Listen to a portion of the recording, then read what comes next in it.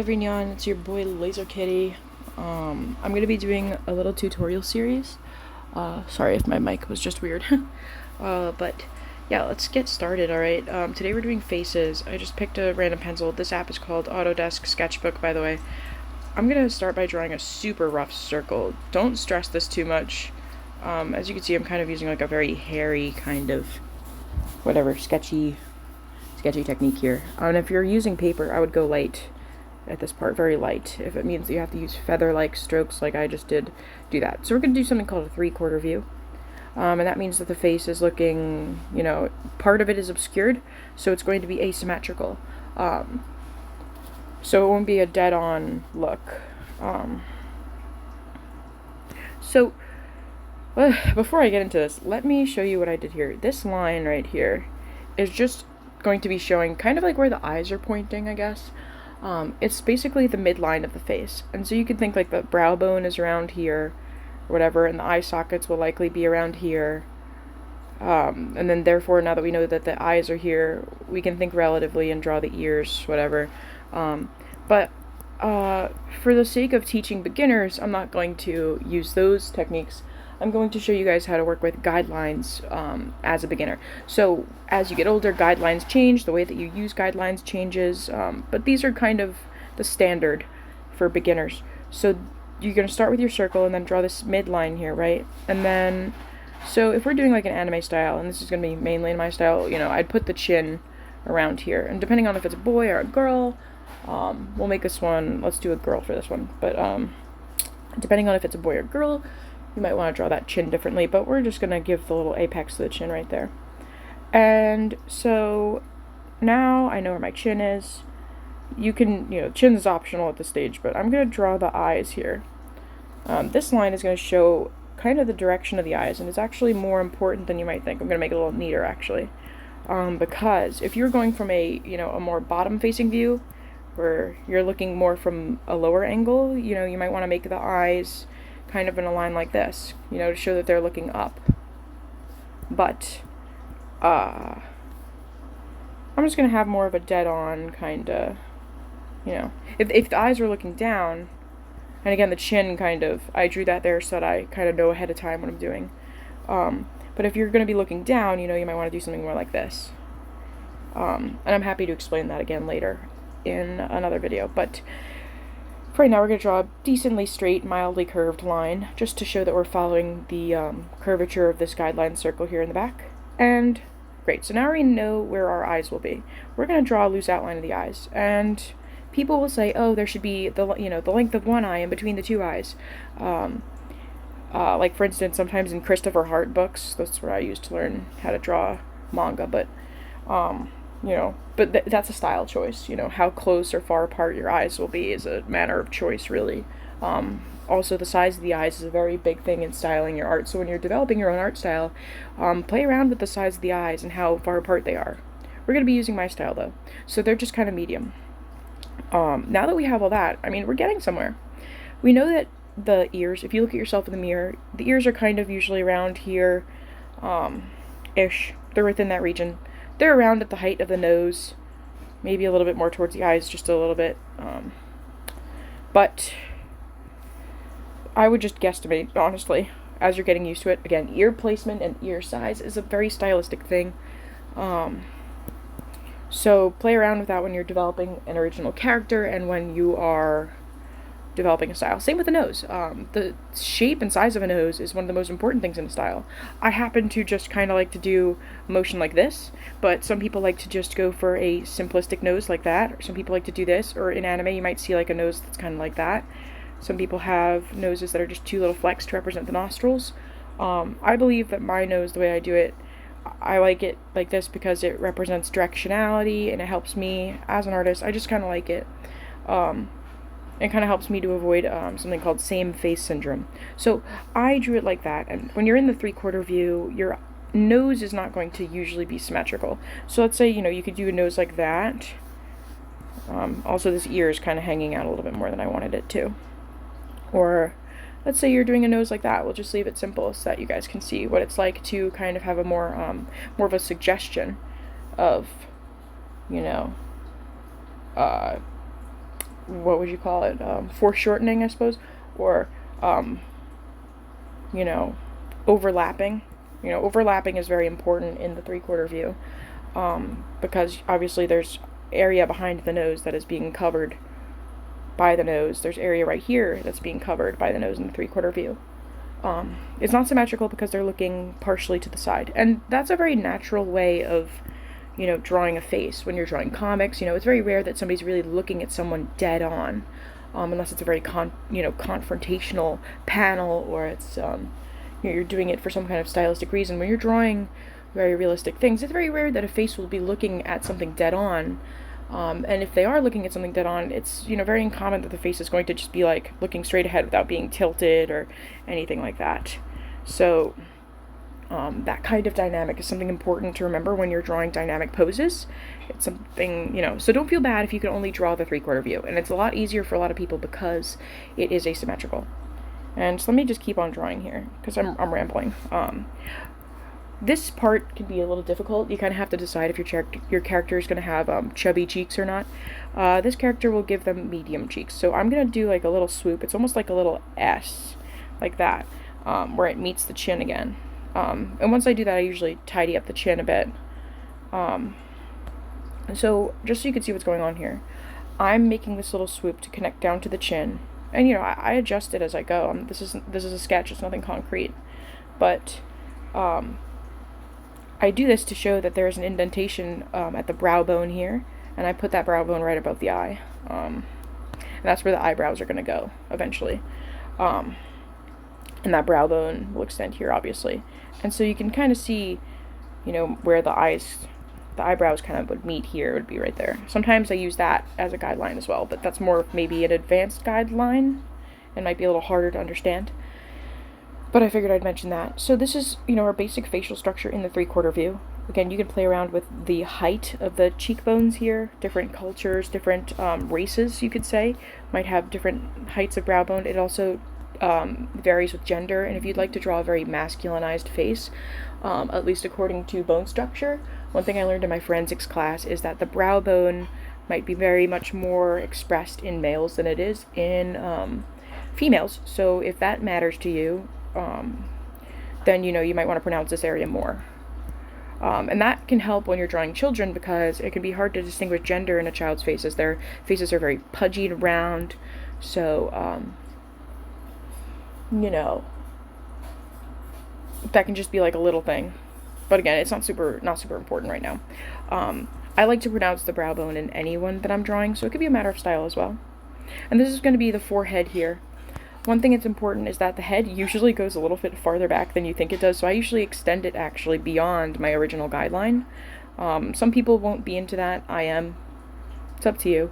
And then the neck in the three-quarter view can also be difficult. I like it to come either, I like to end here, or I like it to end here. I don't like it to be over here. I don't like it to be over here, unless they're like looking in a strange way. For a reference sheet, or, you know, slightly normal pose, it'll usually fall somewhere near the chin, that secondary neckline. We'll go right here, actually. I think that's more natural in this situation. And that can take a little getting used to, drawing that neck. But we're focusing on the face right now. I just figured I would say that. So let me make another layer. I'm going to make this one more transparent so that we can draw on top of it. Now that you have the sketch layer, let's try making a layer with more detail. So we've got our pencil, and we're just going to go right over these lines and kind of pick which of these sketch lines we think best represent our character. So like I'm smoothing it out over here, you know. Some people prefer to just start their drawing in pen. I don't recommend that for beginners, and this is a video for beginners. So I would recommend doing something I like to call inking, which is when you kind of have your first layer in pencil if you're doing traditional, and then your second layer in ink, or maybe you make a sketch layer on your digital drawing and then you add the next layer in ink. So my eyes, the way I do them is I'm basically going to pick where this guy is looking, or this girl or whatever. And they're going to be looking right here. Let's pretend their pupils are going to be looking at us. It's very hard to draw three-quarter view eyes, so what I would recommend first is actually drawing this eye right here, because then you can model your other eye based off of it. They're not going to be symmetrical, so You can make the choice of, you know, extending your eye past this kind of bone here, or whatever, but I'm going to choose not to do that. But again, sometimes I will go past the, you know, the skin. Again, it's a cartoon, it's not reality, right? But sometimes the eyelashes in reality do go past, you know, that part of the eye. So yeah, I'm gonna say I want my character to have solid eyes. I don't want to do any of that like anime detailing right now. And I like to add a lower lash. That is up to you, whether you like to do that or not, whatever. My eyelashes, I usually do a sweep, a grab from underneath the eyelid and pull up. And then I have some, maybe like 1 or 2 over here. And then I usually add a little crease to represent, you know, the eyelid. Another part of defining your character's style. Yeah. So now that we have this eye, I know that was maybe, I kind of gleamed over it, but what I did here was I kind of made a compressed version, and I made sure to tuck part of the pupil underneath where the nose might be covering up the eye. You know, I kind of know that this is going to be a kind of condensed or squeezed tight version of this eye here. So we're going to just try to mimic the curvature of the top of the eye that we had on the other eye.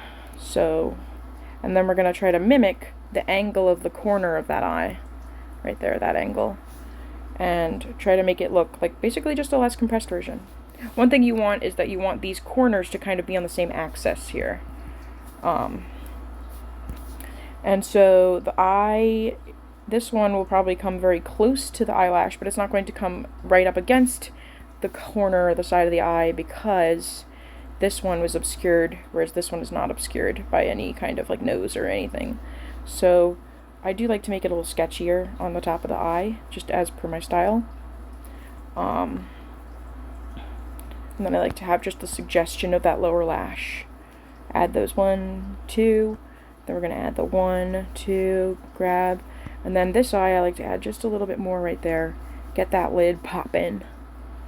Maybe a little bit too high, as you can see. You're going to want to try to match it just a little bit more. And sometimes one eye is open more than the other, you know. So we're going to draw just some eyebrows, but they're really important for determining emotion. I kind of like to do, I'll do this in more of a professional way, I suppose, and just kind of show you that I do one triangle here and a kind of warped rectangle here. But sometimes I like to draw just eyebrows like that or like that. Get creative with your eyebrows. And then I like to draw just these little flecks over here just to show that this person's eyelashes or their eyebrows are maybe not the most perfect. We're just shading, we're doing it quick. So as you can see, we kind of have something going on here. They look a little tense, so I'm going to add a little crease there to show that they're kind of flexing those eyebrows together. And sometimes I like to add some lines under the cheeks, you know, blush lines maybe or whatever. Those can be helpful. And I like to do very slightly realistic lips, ones that have a lot of volume and body. So I like to kind of draw what I'm doing first with the lips, and where the crease will go, and then I kind of add the body underneath, and I add a little dip here. And when I get to coloring and shading, I just kind of define them a little more. But I don't like to go too hard on the lips. I just like to show a little dimension, and I always try to make sure that this part of the lip is a little more defined than this part. And I show the Cupid's bow. Great. So now we're just going to go on to the ear, and I like to do a little point on top. This is also a stylistic thing. Ears can be very hard to draw. I just like to do this little peak on the top. And then there's also, you can do detached earlobes, you can do attached earlobes. I believe attached earlobes are more rare, but I think that, like, genetically in real life, but I think that it doesn't really matter for, like, anime. And so, to draw the inside of the ear, I usually just follow the upper curve, and then I make a little tab right here, and then, so you can stop there if you wanted to. There is then, like, the ear canal, and then the pinnae of the ear, which are little folds, and those are just kind of a suggestion that you can do. And then you can kind of shade in however you like, and that's how I draw ears in a more complex way. The shading is what really does the work for the ears, I find, but that's a really simple way of doing it. You can also just do a little ear with a little X inside. That's a cartoonish style that you can choose to pursue. And when we get to the top of the head, I do want to extend it a little bit more. And I'll give her bangs, right? Let's say her bangs would start, her hairline would start here, usually like a bit above the forehead. Would give her sideburns just to show where the hairline is. But I'll do a little spiky here, show that it's kind of originating from the head with these curves up at the top, and then blah blah blah. Let them frame the face a little bit, show that they have volume. And these are just kind of rough, husky lines that I'm connecting at the point. They taper. Some of them will come behind the ear, some will come in front of the ear. That's all part of your style that you're going to have to determine. And I like to go with, I tend to just kind of sketch out the hair like this, and then I kind of perfect it later on. So, maybe I'll add more hairs here, and then I'll erase this and whatever. But yeah, I hope that kind of is enough for you guys. It's not perfect, whatever, but yeah, I don't want this to be too long of a tutorial, but I do hope that this helps you guys. Again, it's not perfect. This is a cartoonish style. It's my style at that, so it's going to be different for everybody, but I hope that some of the tips you've heard here can help you out. Next time maybe we'll do a side profile if that's, good. But yeah, the 3/4 is a great place to start for beginners. So show me what you got. Tag me if you use this tutorial, or if you need help or anything, or ask me any questions below. Yeah, peace out, guys. Bye bye.